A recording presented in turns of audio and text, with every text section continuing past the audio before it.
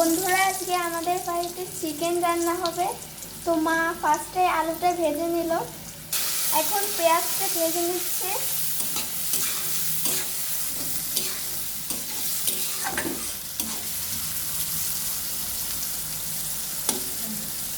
এই যে মা ম্যারিনেট করা চিকেনটা এখানে রেখে দিয়েছে, পেঁয়াজটা ভাজি হয়ে গেলেই চিকেনটা কষাতে দিয়ে দেবে।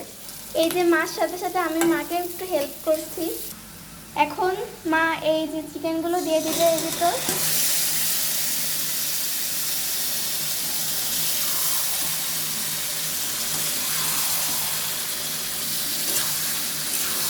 এবার ভালো করে নাড়িয়ে নিচ্ছি যাতে ওর সাথে একটু মিশে যায়।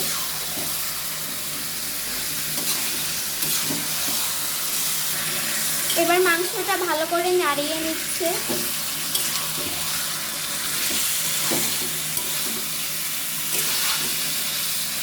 দেখেন তো কালারটা কত সুন্দর আসছে, দেখলেই দিকে জল চলে আসছে।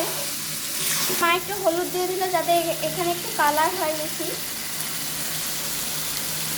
এবার ভালো করে নাড়িয়ে নিচ্ছে।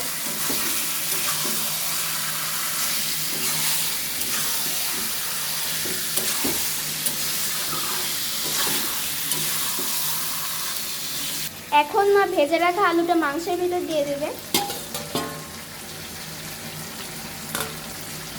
দিয়ে ভালো করে নাড়িয়ে নেবে যাতে মাংসের সাথে আলুটা ভালো করে মিশে যায়।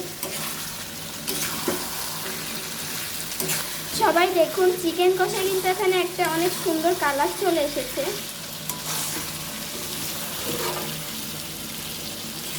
তো দেখো, এখন চিকেন কষাটা একটু ফুটে উঠেছে, তো একটু পরে কিন্তু এটা রেডি হয়ে যাবে। তো মাংসটা কিন্তু প্রায় হয়ে এসেছে, আর কিছুক্ষণ পরে মাংসটা আমরা নামাবো।